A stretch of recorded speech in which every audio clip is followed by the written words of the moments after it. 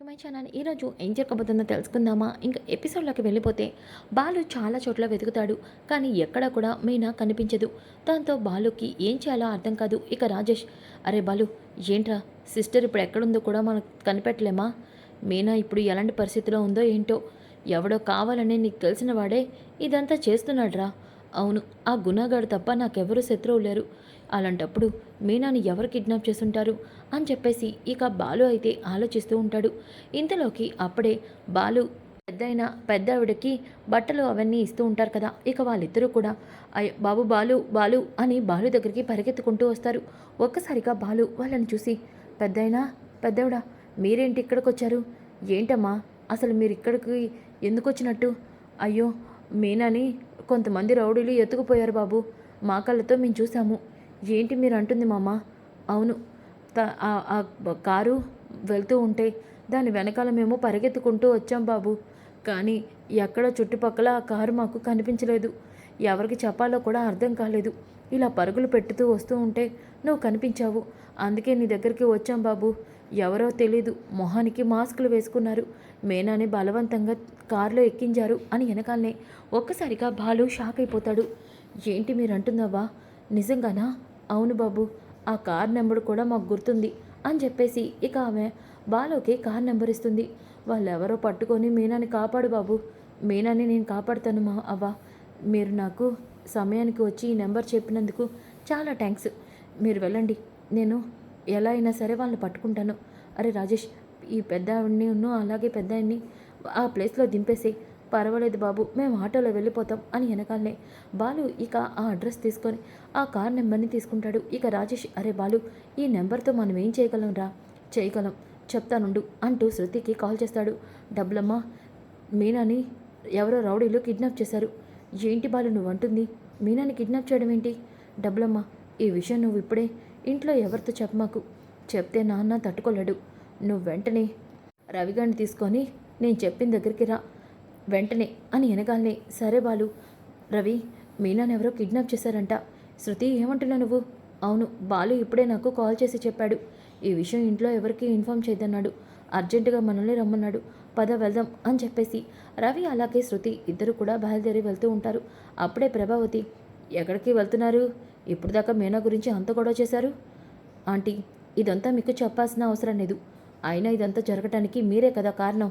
రవి, పద, ఎవరికి మనమేమి చెప్పాల్సిన అవసరం లేదు అని ఇద్దరు కూడా వెళ్ళిపోతారు. ఇక ప్రభావతి, ఈ అమ్మాయికి బాగా నోరెక్కువైంది. మీనా కోసం అందరూ నన్ను తిట్టేవాళ్ళే, ఎవరో అర్థం చేసుకోరే అని చెప్పేసి అనుకుంటూ ఉంటుంది. ఇక శృతి అలాగే రవి, అనయ్య, వదిని ఎవరు కిడ్నాప్ చేశారు? అయినా వదిన్ని కిడ్నాప్ చేయాల్సిన అవసరం ఎవరికుంది? ఏమో తెలీదురా. డబ్బులమ్మా, నీకు తెలిసిన ఇన్స్పెక్టర్ ఒకరు ఉన్నారని చెప్పావు కదా, అతన్ని అడిగి ఈ కార్ నెంబరు ఎటు వెళ్ళిందో మనం తెలుసుకోవాలి. అవును, మీనా ఏ ఏరియాలో కిడ్నాప్ అయిందో నాకు తెలుసు. ఆ ఏరియాలో ఈ కారు ఎక్కడి నుంచి ఎటు వెళ్ళిందో సీసీ కెమెరాలో రికార్డ్ అయింది కదా. అవును బాలు, నాకు తెలిసిన ట్రాఫిక్ పోలీస్ ఒక అతను ఉన్నారు. ఆయన దగ్గరికి వెళ్తే మనం ఈ అడ్రస్ని తెలుసుకోవచ్చు. పద బాలు అని చెప్పేసి ఇక శృతి తన ఫ్రెండ్ ద్వారా ఒక ట్రాఫిక్ పోలీస్ ఆయన దగ్గరికి అయితే వస్తుంది. ఇక బాలు అలాగే శృతి తనకి అన్ని డీటెయిల్స్ని ఇస్తారు. ఇక వెంటనే ఆ వీధిలో ఉన్న సీసీ కెమెరాని అలాగే ఓపెన్ చేస్తాడు. ఇక అలాగే మీనాని ఆ రౌడీలు ఎలా కిడ్నాప్ చేశారో బాలు, శృతి, రవి అందరూ కూడా చూస్తారు. ఒక్కసారిగా షాక్ అయిపోతారు. ఇక ఆ కారు ఎటువైపు వెళ్ళిందో ఒక్కసారి లొకేషన్ చెప్తారా అని వెనకాలనే ఇక ఆ ఇన్స్పెక్టరు అది ఎటువైపు వెళ్ళిందో ప్రతి చెక్ పోస్ట్ దగ్గర వెళ్ళిన డీటెయిల్స్ అన్నింటినీ కూడా ఇస్తాడు. సార్, ఇక్కడి నుంచి ఆ కారు ఎటు వెళ్ళిందో లొకేషన్లో చూపించట్లేదు, కాబట్టి ఆ కార్ ఆ చుట్టుపక్కల ఎక్కడో ఉండుంటుంది అని వెనకాలనే. డబ్బులమ్మ, రవి, ఈ విషయం ఎట్టి పరిస్థితుల్లో నాన్నకు చెప్పద్దు. నేను ఎలా అయినా మీనా ఎక్కడున్నా మీనాని పట్టుకొని వస్తాను. పదరా రాజేష్ అంటూ ఇద్దరు కూడా బయలుదేరతారు. ఇంకా ఒక పక్కన మీనా అయితే, భగవంతుడా, నేను ఇక్కడి నుంచి ఎలాగైనా బయటపడాలి. మా ఆయనకి నేను ఇక్కడే ఉన్నానని తెలిసేలాగా ఏదో ఒకటి చెయ్యి భగవంతుడా అని దేవుణ్ణి మొక్కుకొని బాధపడుతూ ఉంటుంది మీనా. ఇంతలోకి ఇక దినేష్ అయితే, నేను చేయాల్సిన పని చేస్తాను అని చెప్పేసి బాలుకి ఫోన్ చేస్తాడు. ఇక బాలు, అరే ఎవర్రా నువ్వు? హలో, నీ పెళ్ళం నీకు సేఫ్గా ఉండాలి, బతికి ఉండాలి అనుకుంటే నువ్వు 5 లక్షలు ఇస్తే నీ పెళ్ళం బ్రతికిపోతుంది అని వెనకాలనే. వ్రేయ్, నువ్వు నా చేతిలో చచ్చావురా. నా మీనాకేదైనా అయితే చూడు, నువ్వు 5 లక్షలు ఇవ్వకపోతే నీ పిల్లం ఖచ్చితంగా చచ్చిపోతుంది. ఆ తర్వాత నీ ఇష్టం. గంటలోపు నేను చెప్పిన ప్లేస్కి 5 లక్షలు తీసుకొచ్చావో నీ పిల్లం బ్రతికిపోతుంది అని వెనకాలనే రాజేష్, చూడండి సార్, మీరు ఎవరో తెలీదు, కానీ మా మీనాని కిడ్నాప్ చేశారు. ఆ 5 లక్షలు మేము ఇప్పుడే తీసుకొచ్చి ఇస్తాం, మీరు అడ్రస్ పెట్టండి అని వెనకాలనే ఇక అడ్రస్ చెప్తాడు దినేష్. ఇంతలోకి బాలు ఫోన్ కట్ చేసి, ఒరే రాజేష్, మీనా ఇప్పుడు అక్కడుంది, మనం మీనాని పట్టుకోవడానికి ఏదో ఒకటి చేయాలి కదరా. అవును, నువ్వు చెప్పింది కూడా నిజమే అని చెప్పేసి బాలు అయితే ఎక్కడ లొకేషన్లో అయితే కార్ చూపించిందో ఆ ప్లేస్ వరకు వచ్చి కార్ని వెతుకుతూ ఉంటే అప్పుడే అక్కడ ఖాళీ ప్లేస్లో జీప్ కనిపిస్తుంది. ఇక ఒక్కసారిగా బాలు ఆ జీప్ దగ్గరికి వస్తాడు. ఈ జీపే కదా మీనాని ఎత్తుకెళ్ళిన వాళ్ళ జీపు? అవును అని వెనకాలనే అక్కడే మీనా చీర ముక్క చినికి ఉంటుంది. అది పట్టుకున్న బాలు, ఇది మీనా చీర కొంగేరా, అంటే మీనాని ఇక్కడే ఎక్కడో దాచిపెట్టారు, ఎక్కడ దాచిపెట్టి ఉంటారు అని అనుకుంటూ ఉంటే ఇంతలోకి అప్పుడే మళ్ళీ దినేష్ కాల్ చేస్తాడు. ఏంటి 5 లక్షలు అరేంజ్ చేసుకున్నారా అని అంటూ ఉంటే అప్పుడే బాలుకి ఆ ఫోన్ కాల్లో గుడి సౌండ్ వినిపిస్తూ ఉంటుంది. గుడి గంటలు, అలాగే మైక్లో మంత్రాలు, అలాగే ఈరోజు సోమవారం అవటం వల్ల ఇక్కడ గుండు దగ్గర ఉండే మల్లికార్జున స్వామి గుళ్ళో పూజలు జరుగుతున్నాయి, అందరూ భక్తులు మధ్యాహ్నం భోజనం చేయాలి అని మైక్లో వినిపిస్తూ ఉంటుంది. ఒక్కసారిగా బాలు ఆ మాటల్ని వింటాడు. ఇక దినేష్కి అనుమానం రాకుండా, సరే నువ్వు చెప్పిన ప్లేస్కి 5 లక్షలు తీసుకొని వస్తాను అని చెప్పేసి కాల్ కట్ చేసి, రాజేష్, మీనా ఎక్కడుందో తెలిసిపోయిందిరా. ఏంట్రా? ఇప్పుడే ఫోన్లో విన్నాను, వాడు గుంటుపల్లిలో ఉండే మల్లికార్జున స్వామి గుడి దగ్గరే మీనాని దాచిపెట్టాడు. వాడైపోయాడురా నా చేతిలో అంటూ ఇద్దరు కూడా ఇక ఆ ప్లేస్కి వెళ్తారు. ఇంతలోకి దినేష్ మీనా దగ్గరికి వస్తాడు. ఏయ్, ఏంటే భోజనం చేయనంటే చేయనన్నా ఉంటా? నీ మొగుడికి నీ మీద చాలా ప్రేమ, నీ కోసం 5 లక్షలు తీసుకొని వస్తున్నాడు. ఒరేయ్, మా ఆయన సంగతి నీకు తెలియదనుకుంటా. ఆయన గనుక వచ్చినప్పటికి నువ్వు ఇక్కడే ఉంటే ఖచ్చితంగా నీ ప్రాణాలు తీసేస్తాడు. మర్యాదగా పారిపో. చూడు, మీ ఆయన సంగతి తెలుసు, నీ సంగతి తెలుసు. మీ ఇద్దరికి బుద్ధి చెప్పడానికే నేను ఇక్కడికి నిన్ను తీసుకొచ్చాను.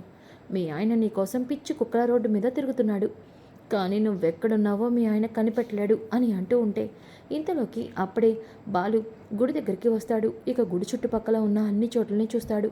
అక్కడే పాడుబడ్డ ప్లేస్ ఉంటుంది. అరే, ఇది ఆ గుణగాడి ప్లేసే. అయితే మీనాని ఆ గుణగాడే ఇక్కడ దాచిపెట్టాడనుకుంటా, పద అని ఇద్దరు కూడా ఇక అక్కడికి వెళ్తారు. వెళ్ళేసరికి మీనాని చైర్కి కట్టేసి ఉంటుంది కదా. ఇక అది చూసిన బాలు ఒక్కసారిగా మీనా ఇక్కడే ఉందిరా అంటూ లోపలికి పరిగెడతాడు. ఇక మీనా, ఏవండి ఏవండి, మీనా నీకేం కాలేదు కదా? నాకేం కాలేదండి, ఎవరో వెధవలు నన్ను తీసుకొచ్చి ఇక్కడ కట్టేశారు. నాకెంతో భయం వేసింది. మీనా, నేను వచ్చేసాను కదా, ఇక నీకేం ప్రాబ్లం లేదు. నిన్ను కట్టేసినాడు ఎక్కడున్నాడు? వాడు నా చేతిలో చచ్చాడే అని వెనకాలనే, అదిగోండి ఆ పక్క రూమ్లోనే వాడున్నాడు అని వెనకాలనే బాలు ఇక అక్కడికి వెళ్తాడు. ఒక్కసారిగా దినేష్ మందు తాగుతూ బాలుని చూసి షాక్ అయిపోతాడు. ఇక దినేష్నైతే బాలు, ఒరేయ్, నువ్వా నా భార్యని తీసుకొచ్చింది? నా మీనాని కిడ్నాప్ చేసింది నువ్వా? అన్ని చోట్లకి తిప్పి నాతో ఆడుకుంటావా? ఈరోజు నువ్వు నా చేతిలో చచ్చావురా అంటూ బాలు దినేష్ని చిత్త కొట్టేస్తూ ఉంటాడు. దినేష్ అయితే, క్షమించు బాలు, ఇంకెప్పుడు ఇలా చేయను. నువ్వు నన్ను పోలీసులకు అప్పగించి నన్ను చాలాసార్లు కొట్టావని కోపంతో ఇదంతా చేశాను. నన్ను క్షమించు బాలు, క్షమించు అని వెనకాలనే రాజేష్ మాత్రం, ఒరే బాలు, వదలరా, వాడు చచ్చేలా ఉన్నాడు. వీడు చచ్చినా నాకు ప్రాబ్లం లేదురా, వీడు మాత్రం ఈరోజు నా చేతిలో అయిపోయాడే అంటూ బాలు చిత్త కొట్టేస్తూ ఉంటే అప్పుడే మీనా, ఏవండి వదిలేండి, వాడి పాపాన పడిపోతాడు, పదండి. చూడు, మీనా వదిలేమంది కట్టి వదిలేశాను. ఇంకొకసారి మీనా జోలికి వెళ్తే నిన్నేం చేస్తానో కల్లో కూడా నువ్వు ఊహించుకోలేవు అంటూ బాలు మీనాని తీసుకొని ఇక ఇంటికైతే బయలుదేరుతాడు. ఇంకా మీనా ఏమో, ఏవండి నేను అక్కడున్నానని నీకు ఎలా తెలిసింది? అవ్వ ఉన్ను తాత చెప్పారు. అవునా? అవును మీనా, నీకేమైనా అయిందేమోనని, మా అమ్మ మాటలకి నువ్వెక్కడ ఏమైనా చేసుకున్నావని చాలా భయపడ్డాను. అత్తయ్య ఎప్పుడు నన్ను అంటున్న మాటలే కదా, వాటి కోసం నేనేం చేసుకుంటానండి, అయినా నిన్నొందలి నేను ఎక్కడికి వెళ్తాను అని వెనకాలనే బాలు చాలా ఎమోషనల్ అయిపోతాడు. ఇంకా ఒక పక్కన శృతి అలాగే రవి ఇద్దరు కూడా హాల్లోకి వస్తారు. ఇక ప్రభావతి, ఏమైందిరా, మీ మొహాలంటే అలా వెలిగిపోతున్నాయి?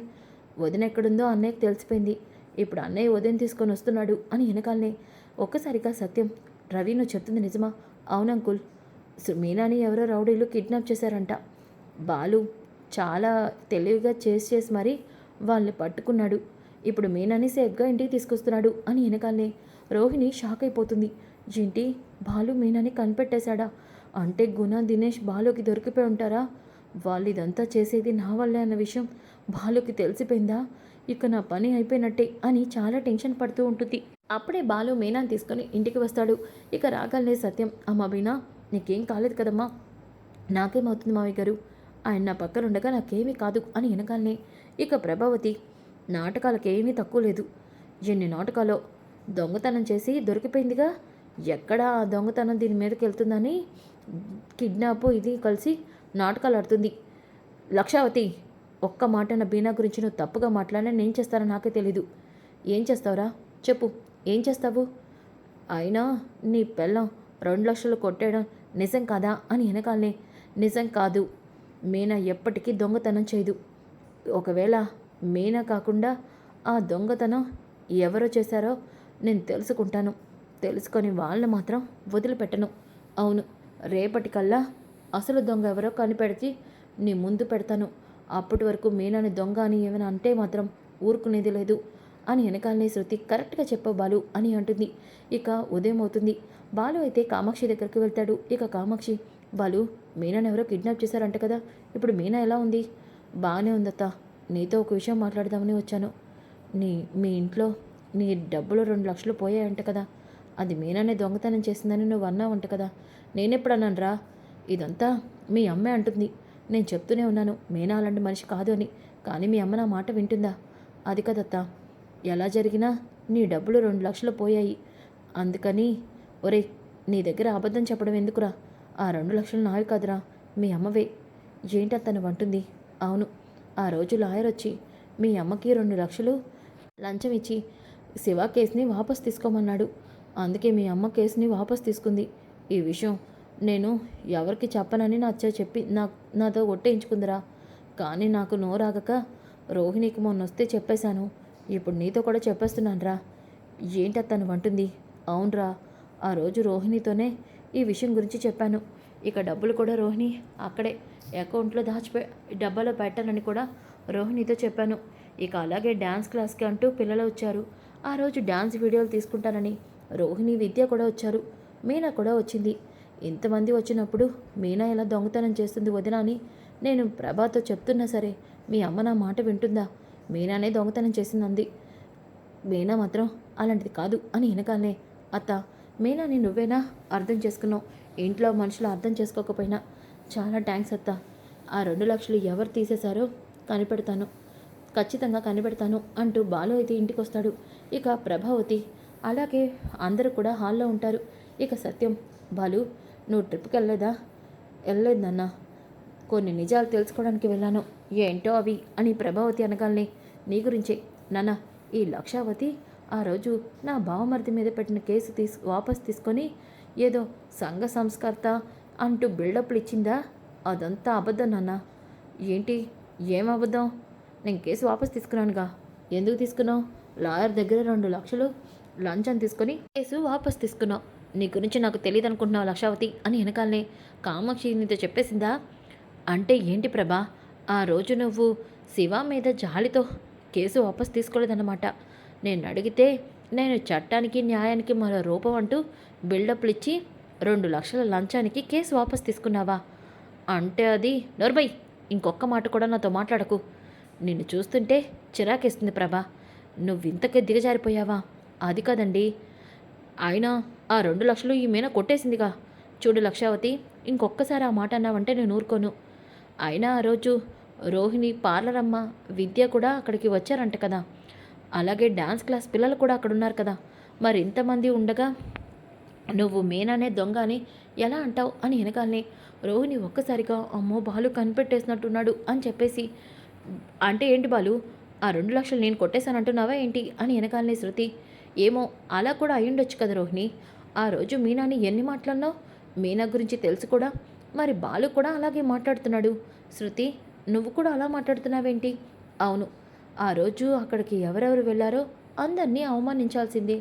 ఎందుకంటే అక్కడ దొంగతనం జరిగింది కాబట్టి అని వెనకాలనే ఇక ఒక్కసారిగా ప్రభావతి, అవును, ఆ రోజు రోహిణి, విద్య కూడా వచ్చారు కదా. అవును, వాళ్ళిద్దరు కూడా వచ్చారు. ఈ పార్లర్ అమ్మే విద్యతో కలిసి ఆ 2 లక్షలు కొట్టేసిందేమో. కావాలని మీనా మీద గొడవ నెట్టేసిందేమో, ఎవరికి తెలుసు అని వెనకాలనే ఒక్కసారిగా ప్రభావతి షాక్ అవుతుంది.